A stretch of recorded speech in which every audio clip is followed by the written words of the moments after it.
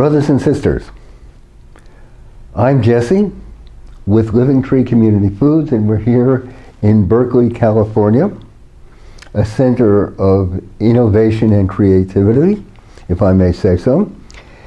And we want to talk today about bubbles, and in particular, junk food and bubbles.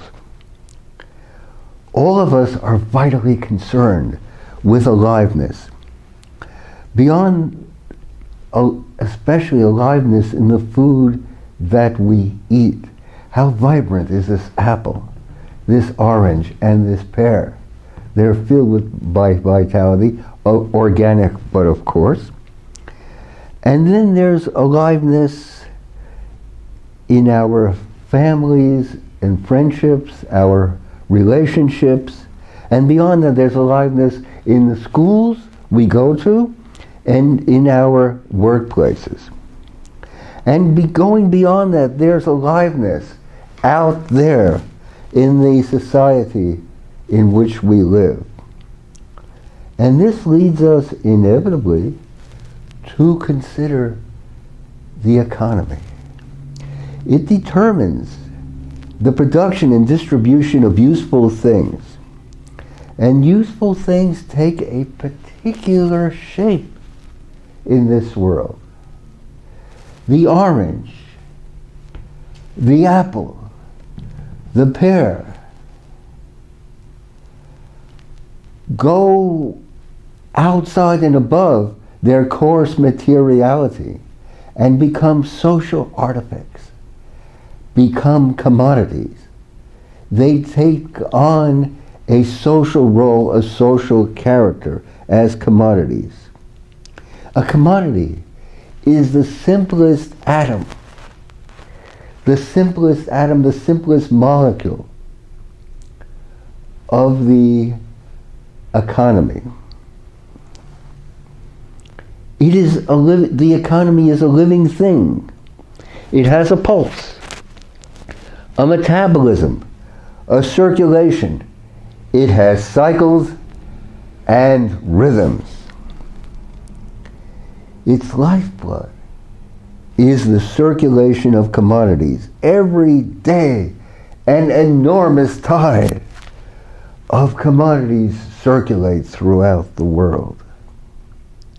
And there are specialized organs, such as the factories in which commodities are produced by means of commodities, and other organs such as the financial system, the banking system, which facilitate production, and the monetary system, which facilitates circulation.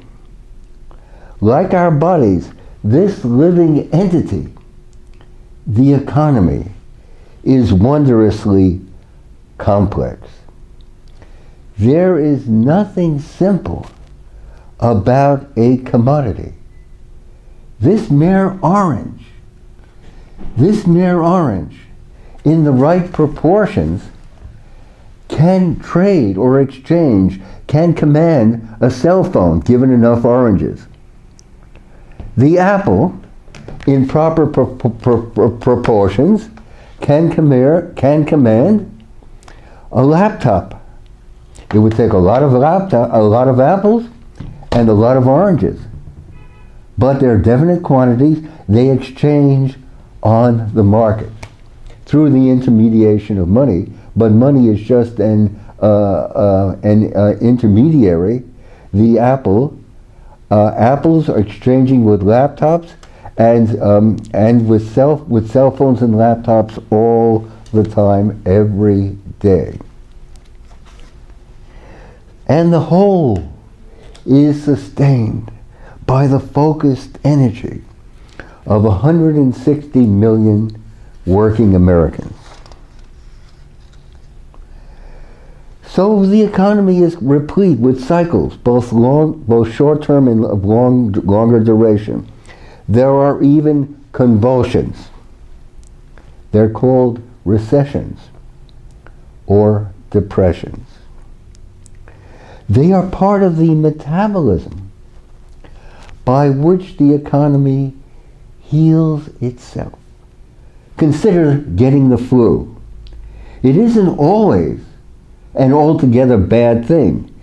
It can be an opportunity for your body to revitalize, to throw off stored toxins through mucus and fever, and generally to detox. If you don't suppress with medications any of the body's efforts to eliminate, you'll be left feeling renewed and energized after the flu.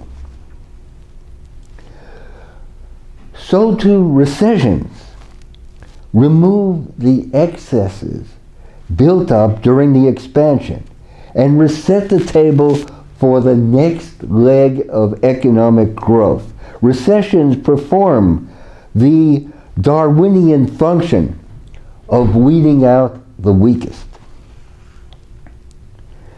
But recessions don't win elections. They're politically unacceptable. So there is one stimulus package after another postponing the inevitable. But when it comes, it will be all the worse. Let's go deeper. The reason you catch the flu is because your immune system is repaired. Things that, and that's on the deepest level, yeah, you may have come into may have come in contact with a bug of this sort or that sort. But if you're in vibrant good health, your body will simply ward it off. But if your immune system is compromised, that's going to open you up to all sorts of flus, fevers, or whatever, and things that impair or depress the immune system are eating too much sugar, especially fructose and too many grains. Or there may be an underlying vitamin D deficiency, especially during the winter when so few of us have the opportunity to go out often into sunlight. So we see it's not just a matter of exposure to flu, there are deeper causes. So too with bubbles.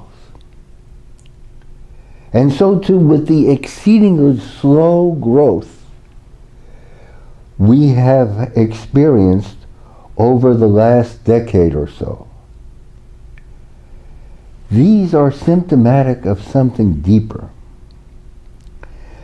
Now America was once, a moment ago, the workshop of the world. America was at the forefront of the Industrial Revolution. It was America that showed the world how to mass produce everything from automobiles to televisions to airplanes. But now we are witnessing the deindustrialization of America. Tens of thousands of factories have left the United States in the past decade alone. Millions upon millions of manufacturing jobs have been lost in the same period. The United States has lost a whopping 32% of its manufacturing jobs since the year 2000. That comes to 5.5 million manufacturing jobs. Last year, China produced shipped $5.63 billion of goods to America, but purchased only $120 billion of stuff from here. In other words, there was a $443 billion gap. It's ridiculous. We have shifted our manufacturing base to Asia.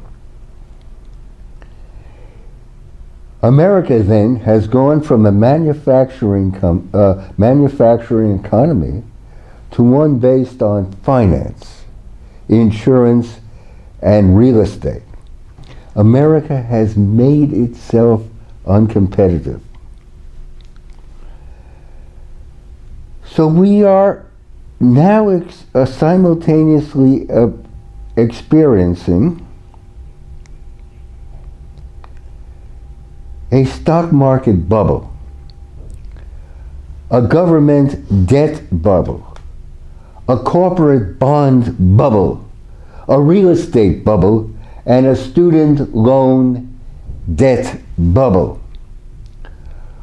The growth of total debt in the United States is incredible. And here's this chart. It's almost exponential if you can make it out. We have gone 40 years ago, the debt, total debt, this is total corporate, financial, and government debt. 40 years ago it was $2.2 trillion. It is now $60 trillion. Think of it. The forever bubble. The bubble economy on junk food.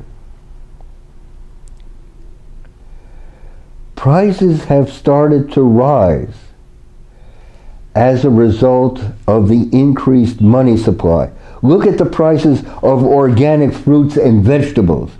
Inevitably, interest rates will skyrocket to reflect the depreciation of the currency. Think of it. Think of what the interest rate will be on $60 trillion worth of debt.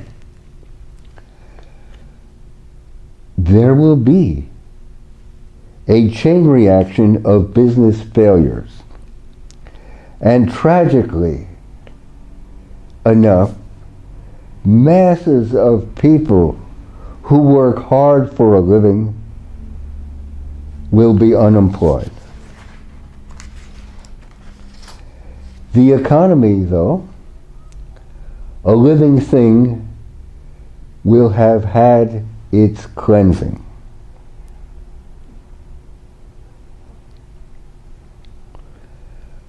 Brothers and sisters, growing your own food is no longer an option.